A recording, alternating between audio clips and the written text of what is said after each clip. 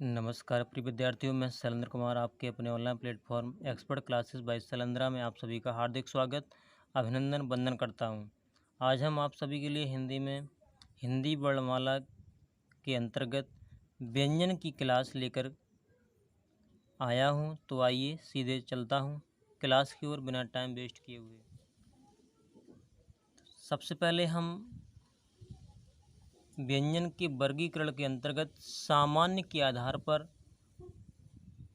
व्यंजनों का वर्गीकरण कैसे किया गया है, इस पर चर्चा करते हैं।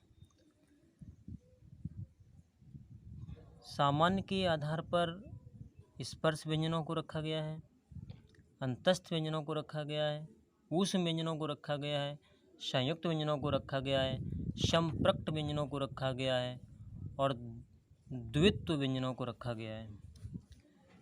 स्पर्श व्यंजनों के अंतर्गत का वर्ग, चा वर्ग, टा वर्ग, ता वर्ग और पा वर्ग के वर्णों को रखा गया है। स्पर्श व्यंजनों की कुल संख्या 25 होती है।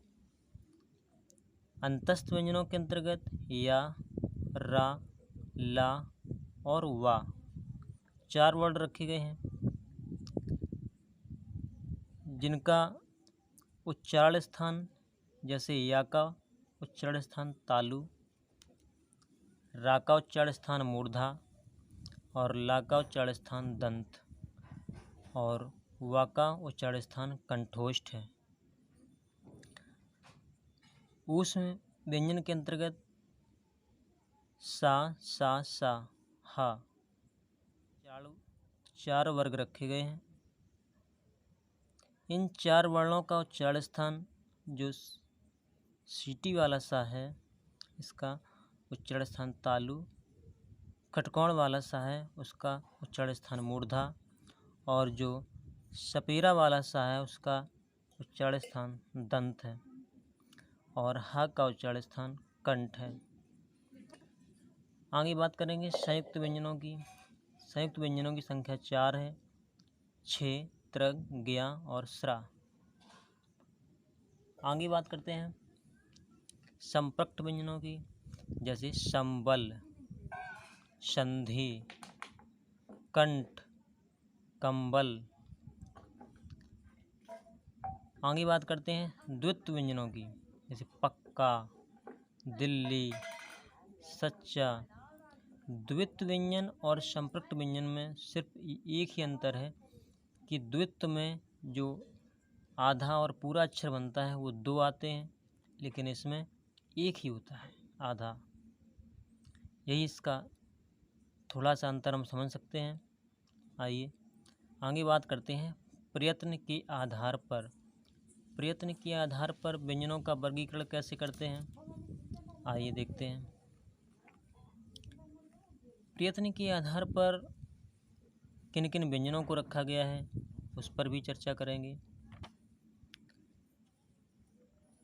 तो देखिए, स्पर्श व्यंजनों को रखा गया है, स्पर्श संघर्षी व्यंजनों को रखा गया है, संघर्षी व्यंजनों को रखा गया है, पंचमाक्षर व्यंजनों को रखा गया है, प्रकंपित या लुंठित व्यंजनों को रखा गया है, पार्श्विक व्यंजनों को रखा गया है,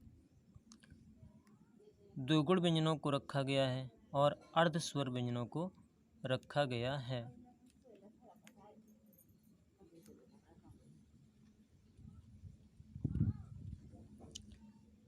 तो स्पर्श व्यंजनों की जो संख्या है वो 20 ही रखी गई है प्रयत्न के आधार पर। का वर्ग, टा वर्ग, ता वर्ग और पा वर्ग, इसमें चा वर्ग शामिल नहीं किया गया है, इस बात को ध्यान रखना है। स्पर्श संघर्षी में देखेंगे चा, छा, जा और झा। जो यहाँ से चा वर्ग था वो इसमें रखा गया है, लेकिन यहाँ नहीं, यहाँ शामिल नहीं है, इसको भी देखना है। आगे संघर्षी की बात करते हैं तो सा, सा और हा, इनको रखा गया है।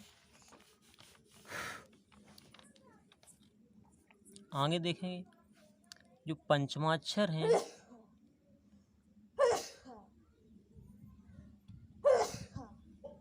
पंचमाक्षर या इंगा ड़ा ना और मा, जिनका उच्चारण स्थान कंठ प्लस नासिका से होता है, मैंने ये आपको बता दिया है। जो प्रकंपित और लुंठित व्यंजन होता है वो होता है सिर्फ रा। आगे बात करते हैं पार्श्विक व्यंजनों की। तो पार्श्विक व्यंजनों की सिर्फ एक ही संख्या है और वह है ला। अब बात करते हैं द्विगुण व्यंजनों की। द्विगुण व्यंजन किसे कहते हैं? ड़ा और ढ को। इनका एक और भी नाम है जो नीचे हम दे रहे हैं।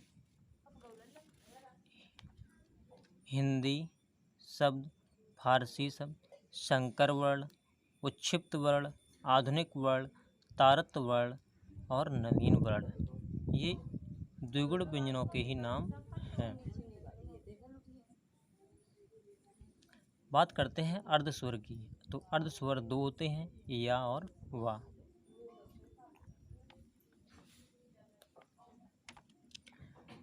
तो टॉपिक अच्छा लगा हो तो चैनल को सब्सक्राइब अवश्य करें और बेल आइकन को प्रेस करना बिल्कुल ना भूलें।